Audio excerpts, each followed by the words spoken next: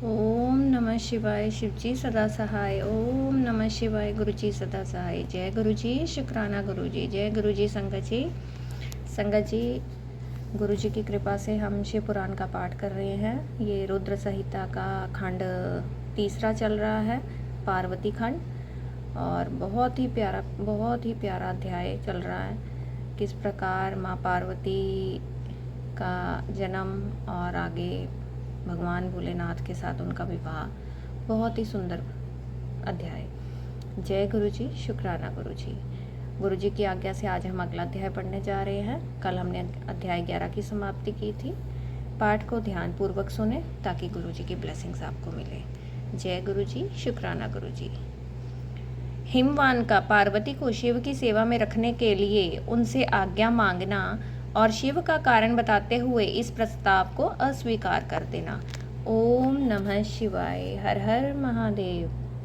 ब्रह्मा जी कहते हैं, नारद तदंतर शैलराज हिमालय उत्तम फल फूल लेकर अपनी पुत्री के साथ हर्षपूर्वक भगवान हर के समीप गए। वहां जाकर उन्होंने ध्यान परायण त्रिलोकीनाथ शिव को प्रणाम किया और अपनी अद्भुत कन्या काली को हृदय से उनकी सेवा में अर्पित कर दिया।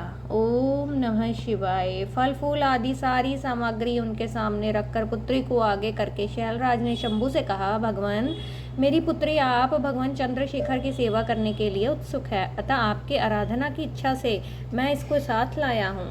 यह अपनी दो सखियों के साथ सदा आप शंकर की ही सेवा में रहे। नाथ, यदि आपका मुझ पर अनुग्रह है तो इस कन्या को सेवा के लिए आज्ञा दीजिए। ओम नमः शिवाय। तब भगवान शंकर ने उस परम मनोहर काम रूपिणी कन्या को देखकर आंखें मूंद ली और अपने त्रिगुणातीत अविनाशी परम तत्वमय उत्तम रूप का ध्यान आरंभ किया। उस समय सर्वेश्वर एवं सर्वव्यापी जटा जूटधारी वेदांत वेद्य चंद्रकला विभूषण शंभु उत्तम आसन पर बैठकर नेत्र बंद किए तप अथवा ध्यान में ही लग गए। यह देख हिमाचल ने मस्तक झुकाकर पुनः उनके चरणों में प्रणाम किया। यद्यपि उनके हृदय में दीनता नहीं थी तो भी वे उस समय इस संशय में पड़ गए कि ना जाने भगवान मेरी प्रार्थना स्वीकार करेंगे या नहीं। वक्ताओं में श्रेष्ठ गिरिराज हिमवान ने जगत के एकमात्र बंधु भगवान शिव से इस प्रकार कहा। हिमालय बोले, देवदेव महादेव करुणाकर शंकर विभो, मैं आपके शरण में आया हूँ, आंखें खोलकर मेरी ओर देखिए। शिव सर्व महेशान जगत को आनंद प्रदान करने वाले प्रभु महादेव, आप संपूर्ण आपत्तियों का निवारण करने वाले हैं। मैं आपको प्रणाम करता हूँ।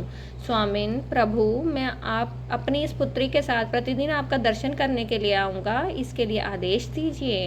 ओम नमः शिवाय।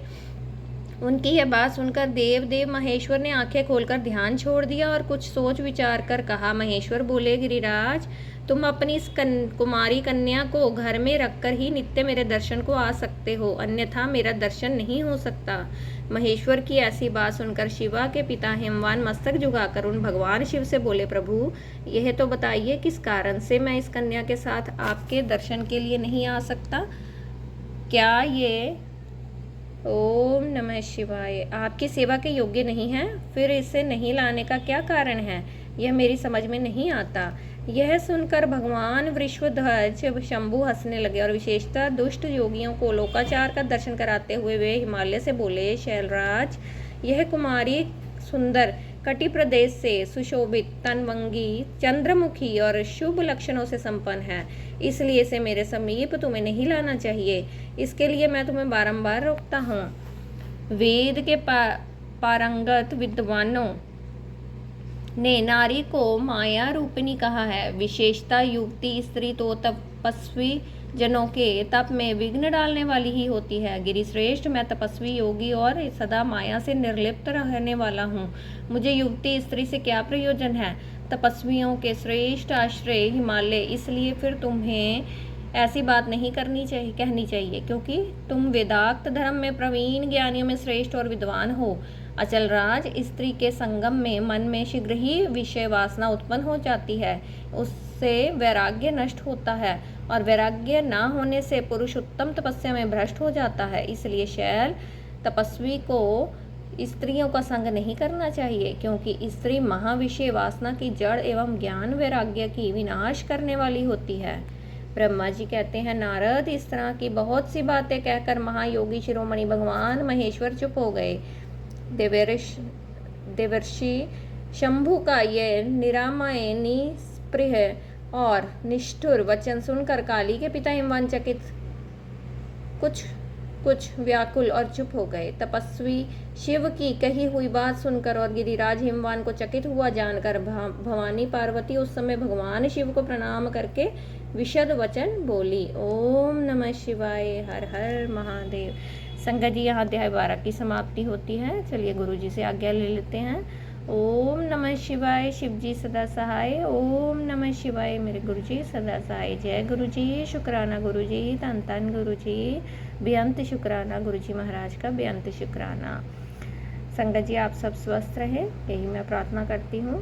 कल के अध्याय के साथ आपसे फिर मुलाकात होगी, तब तक के लिए जय गुरु जी, जय गुरु जी संगत जी।